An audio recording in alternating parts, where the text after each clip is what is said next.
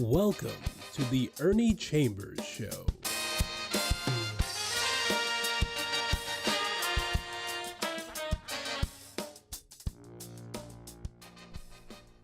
Brothers and sisters, friends, enemies, and neutrals, you are seeing a lot on television and around the city something called the blue dot.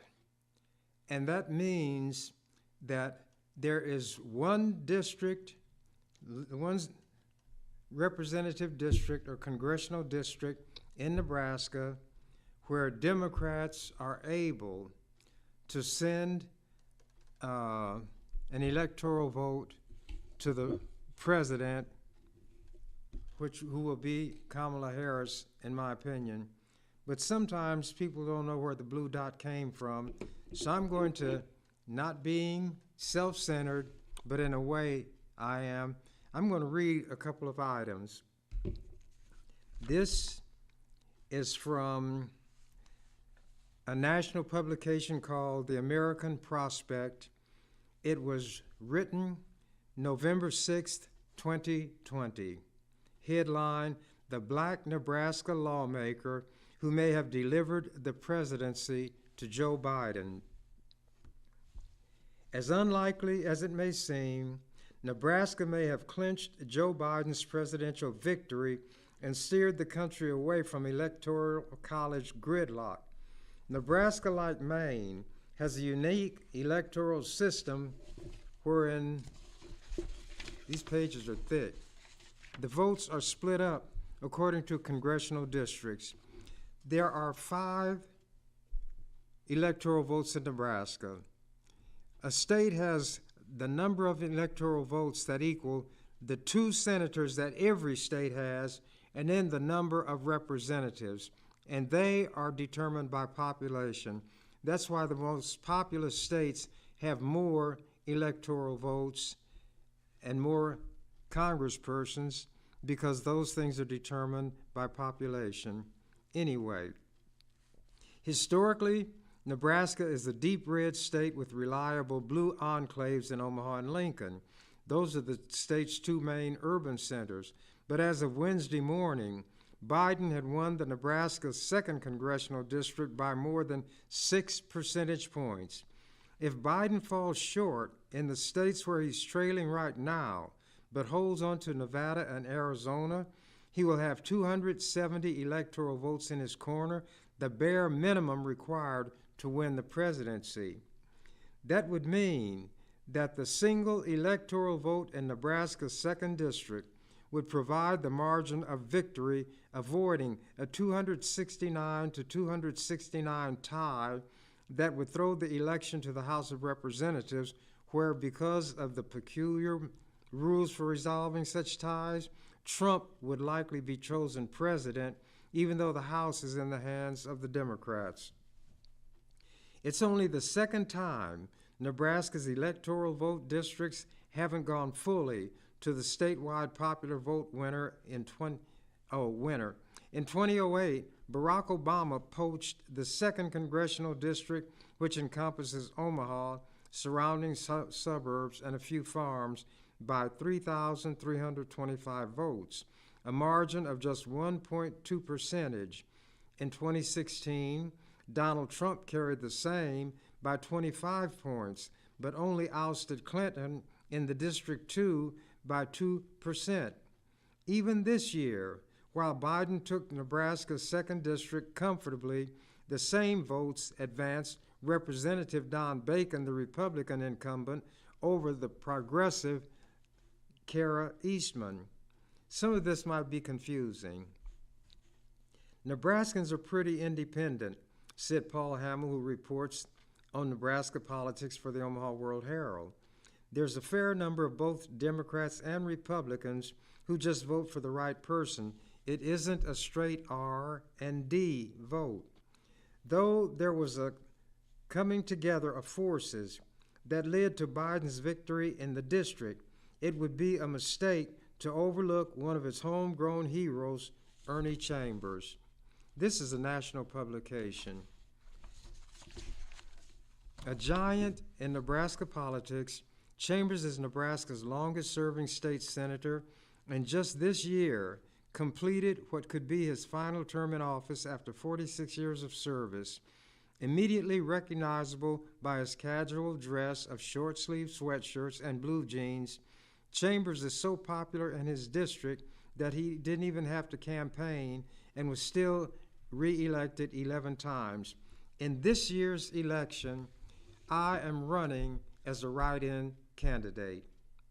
What you will see on the ballot when you come to the 11th Legislative District, if you want to vote for me, the name of the person who is on the ballot, because I had withdrawn for my own reasons from the primary and took my name off the ballot. There will be a line blank with a box next to it. You would write in Ernie Chambers and put a mark in that box. So remember, if you want to vote for me, you have to look for the 11th Legislative District. You have to, on that line, below the name of the one who's on the ballot, write in Ernie Chambers and check the box next to my name. But to continue, a self-proclaimed defender of the downtrodden, Chambers got his political start as a civil rights leader in the 1960s, and throughout his remarkable legislative career, he has fostered progressive politics in a deep red state and fought for the integrity of equal and fair representation. That includes the system for distributing electoral votes, which Chambers went to extraordinary lengths to maintain. In other words, I saved the blue dot. Nebraska established its policy of splitting electoral votes, winner-take-all system, in 1991. Winner-take-all meant that whichever candidate for president got the most votes statewide, that person got all 5 of the electoral votes, no matter how the votes broke down in each congressional district within Nebraska. When we put in place the voting by districts, not strictly speaking, but where each of the 5 districts could send an electoral vote to the overall winner, it made it possible for Douglas County, since they voted mostly for Biden, to have their one electoral vote not go to Trump, but to Joe Biden. And I hope that kind of clarifies a little bit. But anyway, let me get back to where I was.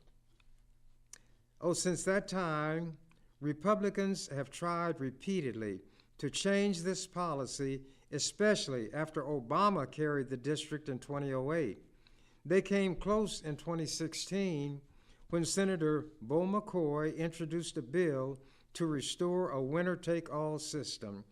McCoy was an outright racist, Chambers told me, the writer of this article, in a phone conversation.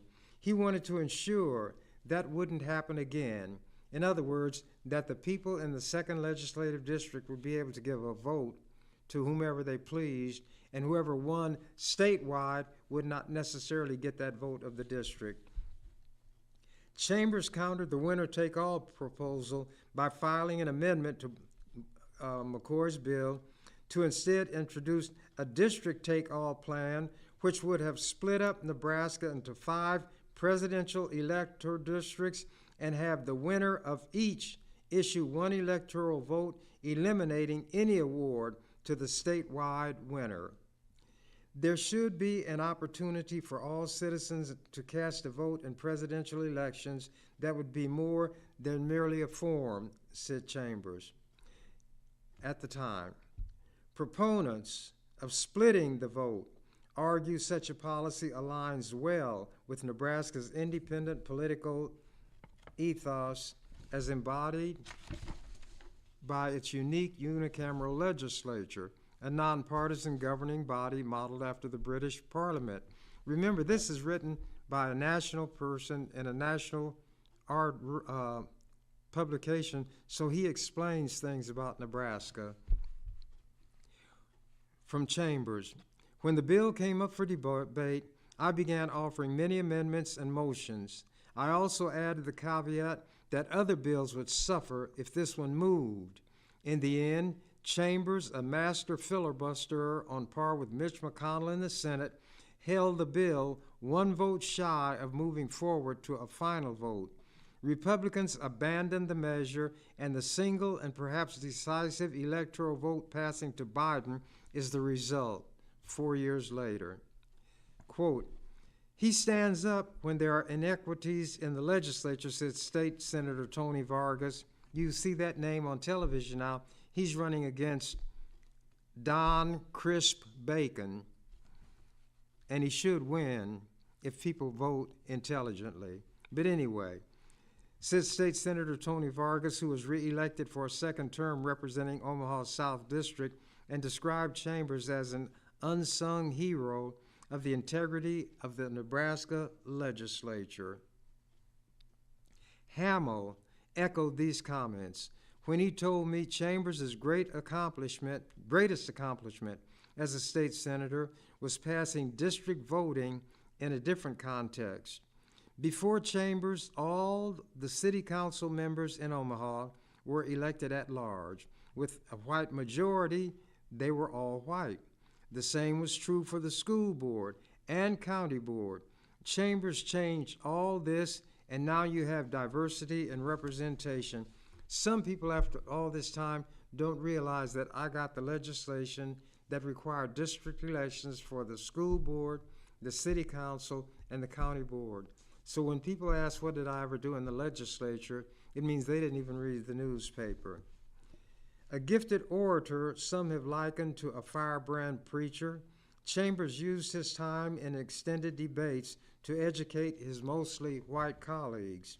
Sharp-tongued, unapologetic, and bullish for justice, Chambers, who is black, was a stand-alone figure in Nebraska's overwhelmingly white and conservative legislature.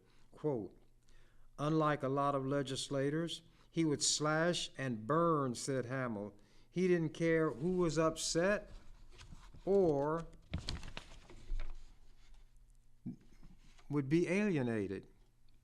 A polarizing figure, supporters admired Chambers for his unflagging embrace of the downtrodden, and his enemies loathed him for his obstructionist powers. From the podium, Chambers was known to quote Popeye, "I am what I am." Though first elected to office in 1970, Chambers emerged as a community leader amid racial uprisings in Omaha in the 1960s, and it was as civil rights leaders around the nation agitated for equal rights. At that time, a young barber, Chambers was nevertheless instrumental, and some people around now don't know this. Chambers was instrumental in negotiating a peace deal between black youth, police, and the Omaha City Council, which was crucial to his political beginnings. At the end of May, not long after George Floyd was killed in Minneapolis, a clip of Chambers the barber, taken from the award-winning documentary A Time for Burning, went viral amid national protests against police brutality. See, I don't use the computer, so I wasn't aware of what was out there, and I couldn't figure why all these people from media were calling me from around the country and other people. Well, they had seen this clip of A Time for Burning. It was a documentary commissioned by the Lutheran Church, the national body, because a young white minister from Minneapolis named Bill Youngdahl became the pastor.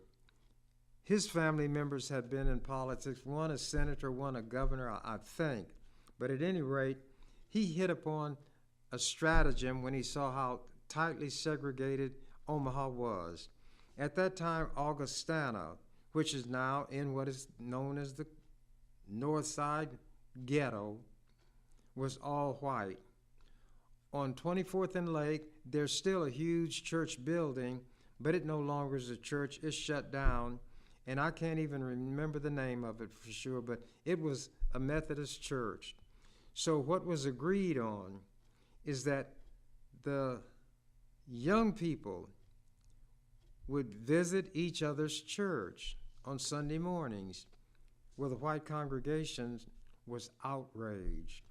On Sunday morning, that young black children would come to that church where they claimed to believe in Christ, who died and shed his blood in order that all people, regardless of race, creed, color, could partake of the salvation that he was offering. But these white Christians at Augustana did not want to go for it, and they were very offended when the black children came to Sunday morning service. So Young Dahl was stunned by this, because in Minneapolis, which is far from a mecca for black people, was much farther advanced along the line than Omaha. So he decided not to have people visit the church. What they would do is find people in Augustana and people at the Black Methodist Church on 24th and Wirt visit each other in their homes, not church, in their homes. And this split the white church down the middle. During all of that, Young Dahl was contacted by this filming crew, and they wanted to follow him around and see what he did in the community.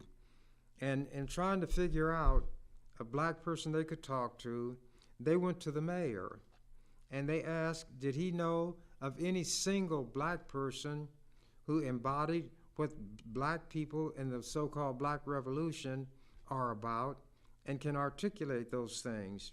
And the then mayor, whose name was Sorensen, said, and this is what the filmmakers told me, there's a young black barber in North Omaha. His name is Ernie Chambers, and he will curl your hair. And they said when they heard that from a white, obviously conservative, which is a way of saying racist mayor, that was the person they wanted to talk to, especially when he was a barber and he was young. So they came in with their cameras, and we had a conversation. By we, I mean the white preacher and me. And it was filmed. I'm not going to rehash all that, but that film was sold in these stores that sell documentaries, you know, the little discs. And it was nominated for an Academy Award. It came in second. And I didn't mind that, because the winner was one called Anderson's Platoon, about a black sergeant in Vietnam. But that disc sold like hotcakes. Well, when George Floyd was murdered on camera in Minneapolis, a clip of me having that discussion with this white minister was put on the internet, which I don't have. I didn't see it on the internet, but I wondered why people were calling me. The report was that it spread like wildfire, and I have a packet of other things that were put on the internet after people found out that I saved the blue dot position in Nebraska, and some mention the film A Time for Burning.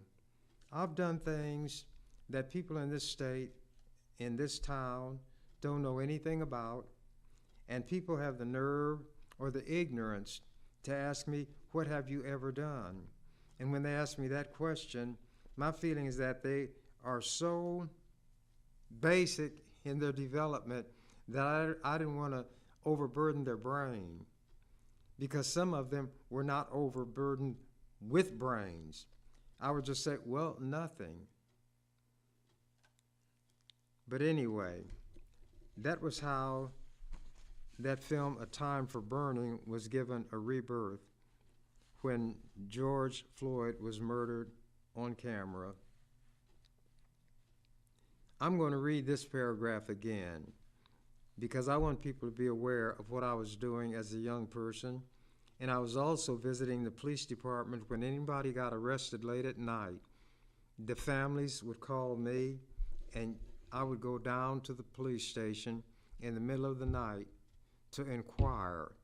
And once they knew that I knew about the situation, it saved a lot of black men from being beaten. That was a common practice in Omaha. They called their clubs in beaters.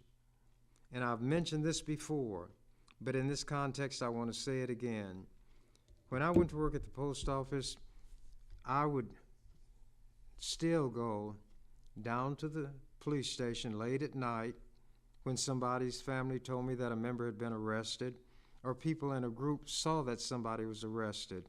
Now, all of them could have gone, but people are fearful, and it's something I've always understood. Didn't approve of it, but people cannot be what they're not. Water cannot rise above its level, so I would go. And this lady who sat beside me when we were sorting mail, she said, "Ernie, did you ever see the Godfather movie?" I said, "No."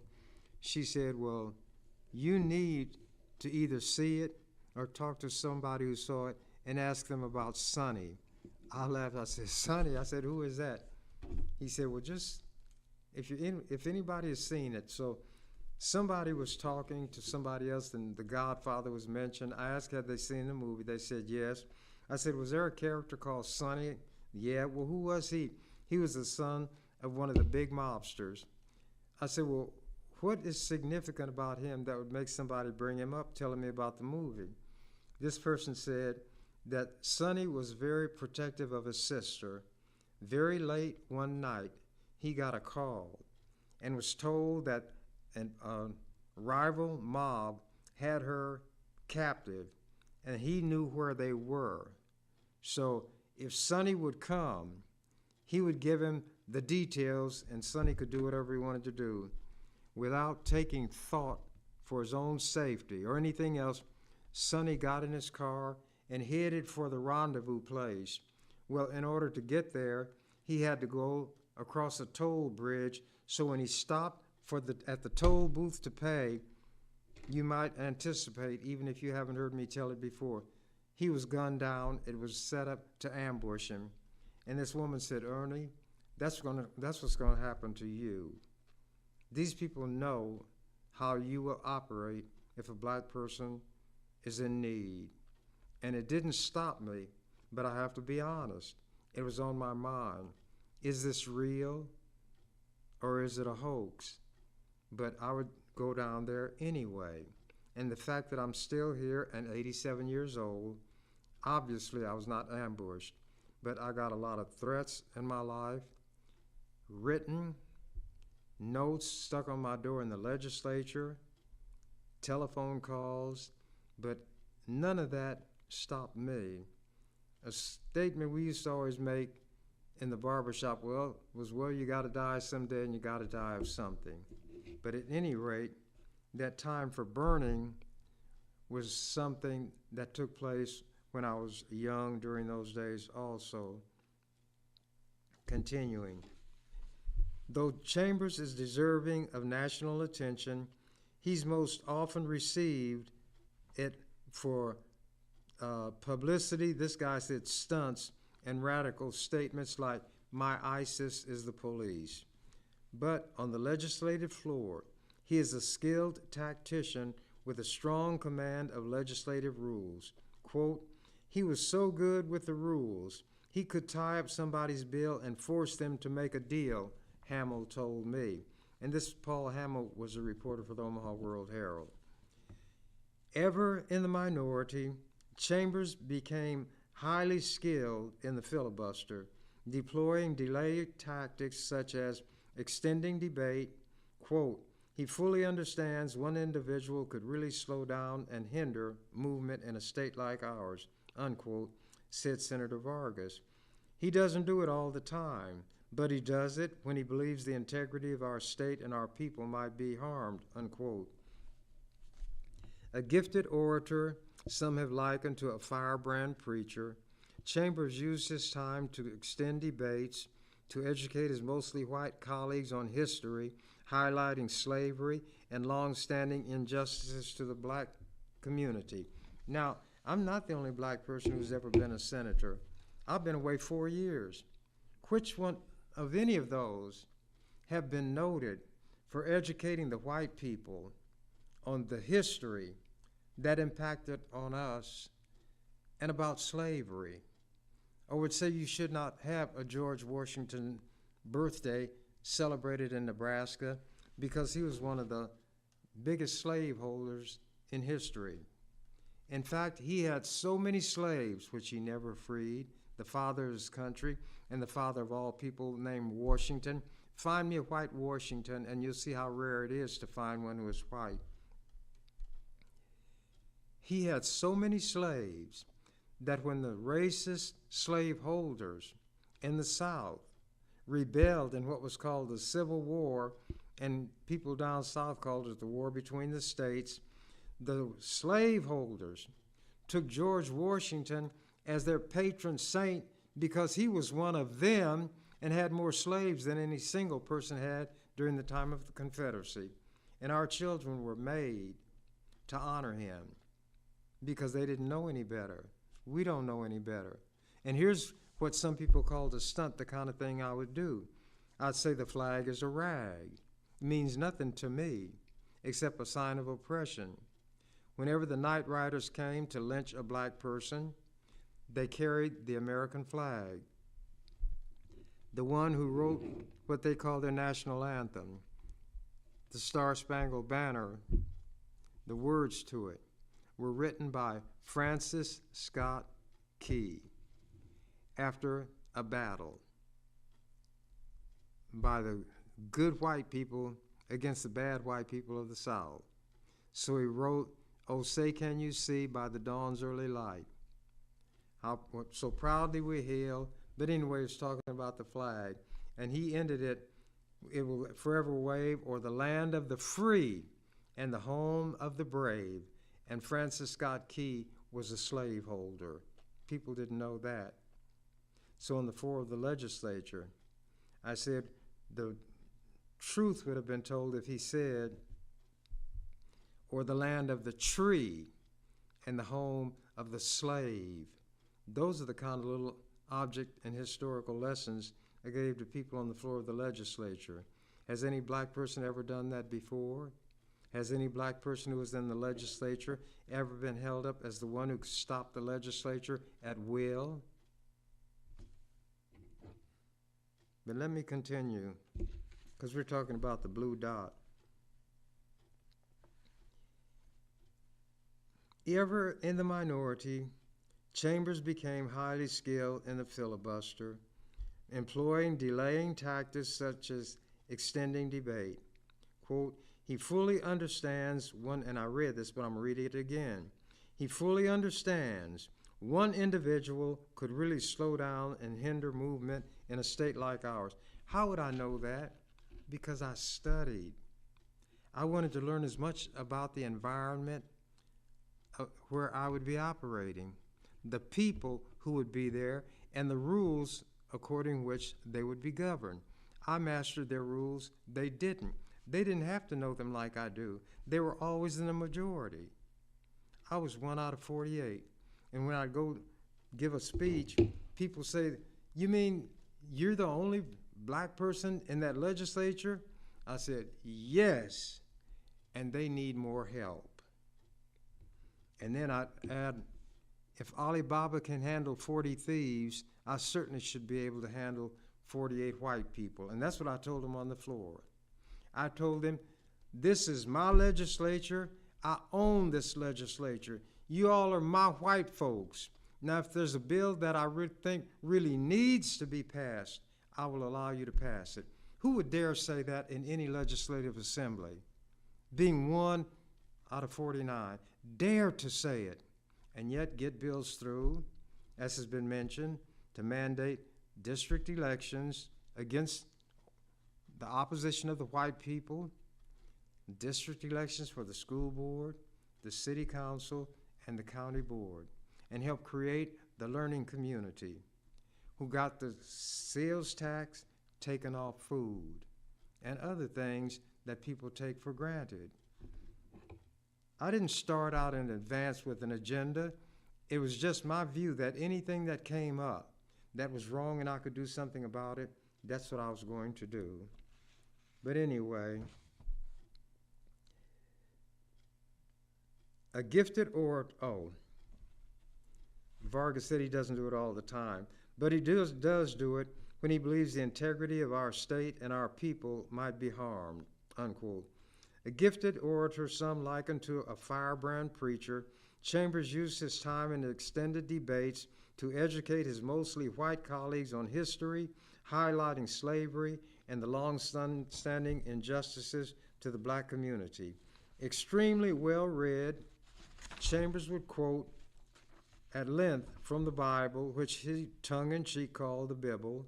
Chambers did not just play defense. In fact, he was often on the offensive. A lifelong opponent of the death penalty, Chambers introduced a bill to repeal Nebraska's capital punishment law at the beginning of each legislative session. He introduced this bill 36 times. It passed in 1976, only to be vetoed by then Governor Charles Stone. It passed again in 2015 with enough support from the conservative senators to override the governor's veto. It was bankrolled by Pete Ricketts, who's now a member of the U.S. Senate from Nebraska. This might have been Chambers' crowning achievement, but not long after, 60% of Nebraskans voted to reinstate the death penalty. After a petition earned enough signatures to be included on the ballot for the 2016 election. Chambers was successful, however, in banning the death penalty for people under 18 at the time of their crimes and people with developmental disabilities. How many of you all knew that those categories of people would face the death penalty in Nebraska, but as a result of my bill, 2 people with developmental disabilities were immediately removed from death row? That's what this atheist, as they call me, was able to do. But this so-called atheist who says, Popeye gave me my slogan, I am what I am, no matter what people say, and I'm going to be what I am forever, in human terms, knowing that forever does have an ending. In a presidential election some have framed as a model referendum on the American soul, Chambers' clear-eyed vision of justice is a helpful thorn to keep agitating.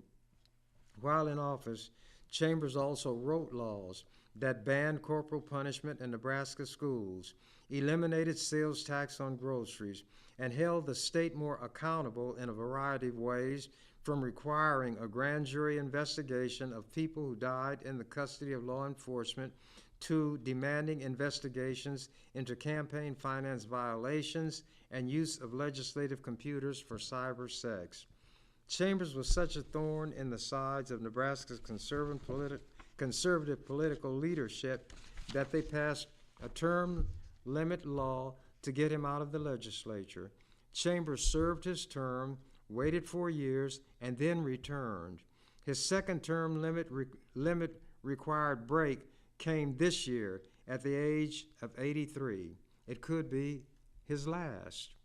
Chambers' moral conscience and gritty perseverance guided his life in and out of politics. Quote, I know I'm the most feared and hated man in this state, Chambers told the Omaha World Herald. I know that, and it doesn't mean anything to me because my life is not based on whether people approve of what I do or agree with what I do, unquote.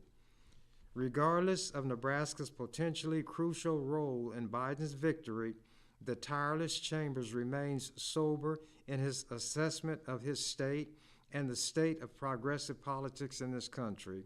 Quote, there's a thick cloud of backwardness hanging over this entire state, Chambers told me.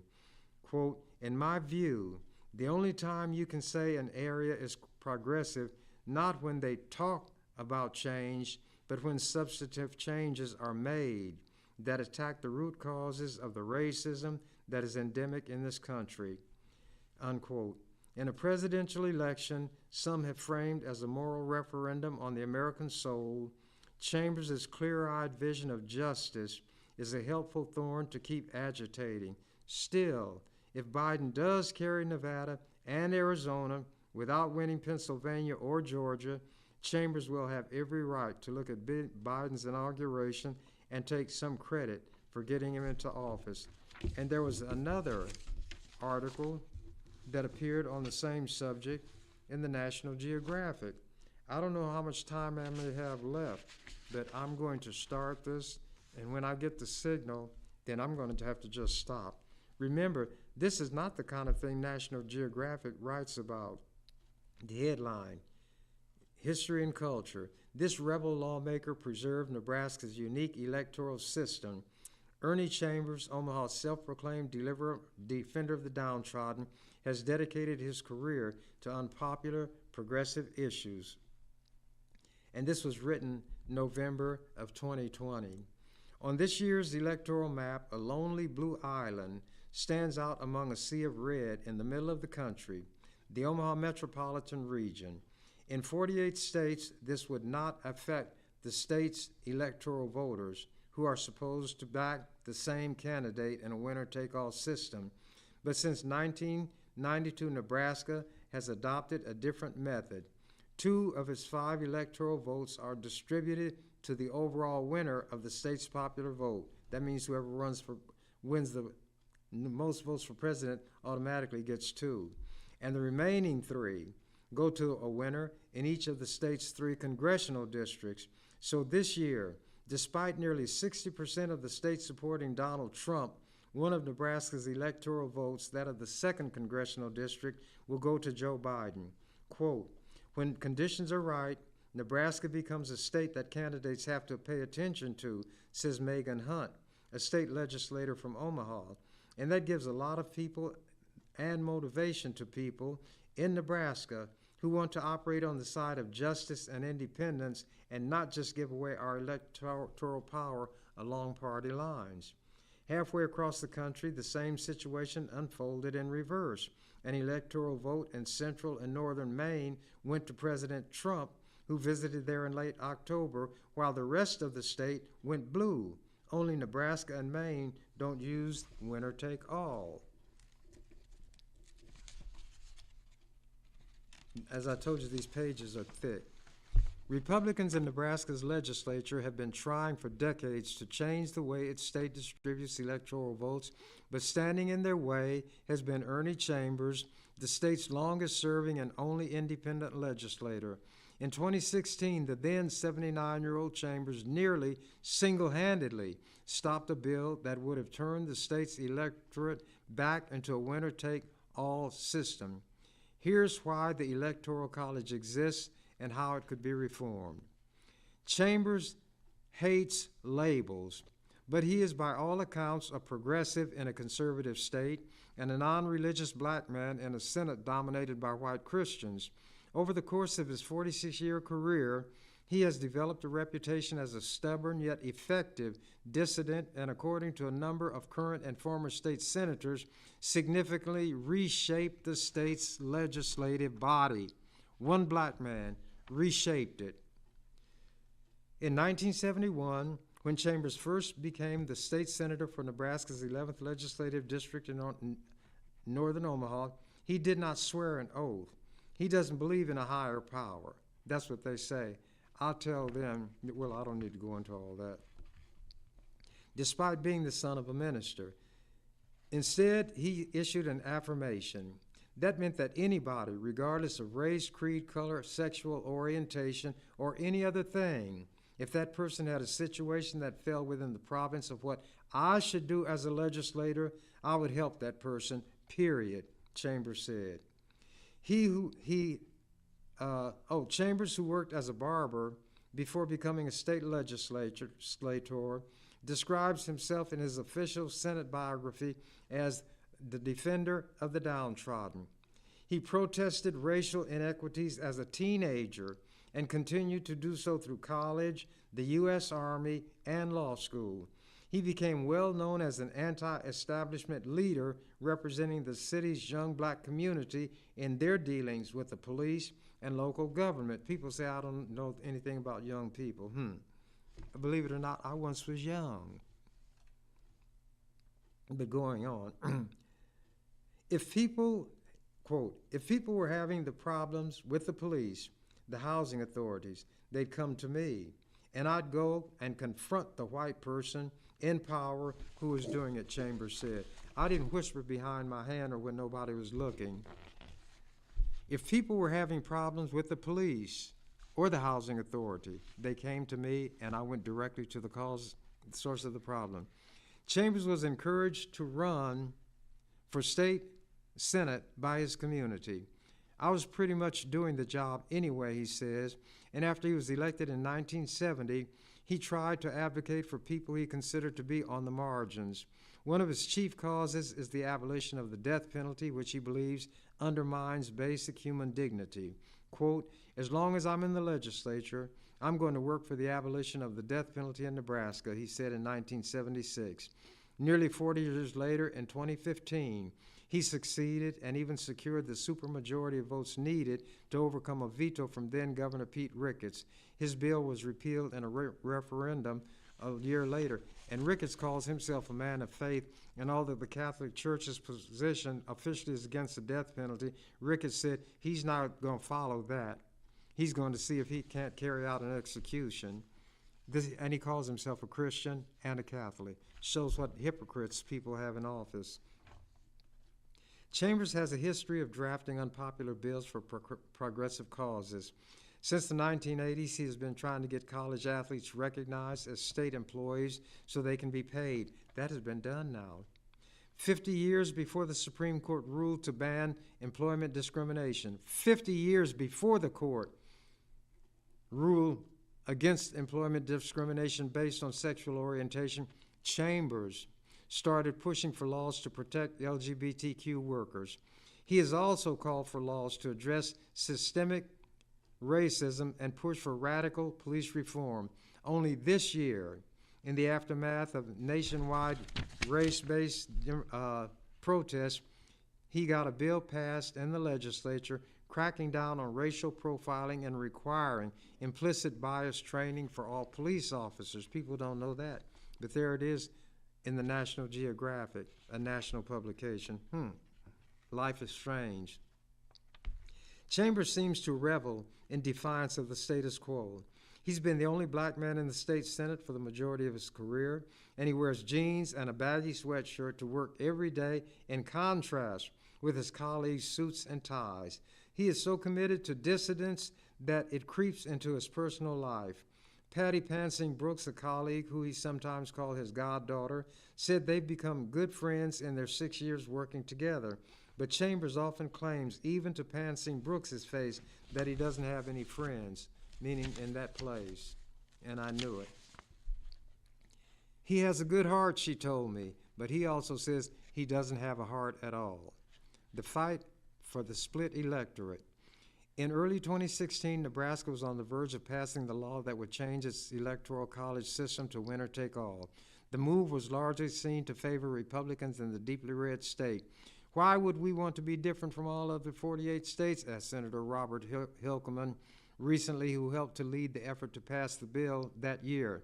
In an interview with the National Geographic, Hilkeman said that he would understand if every state had a system like Nebraska's, but it strikes him as wrong that his state is so different from everyone else. Quote, for me, it was more the principle of the thing, he said. Chambers opposed the bill.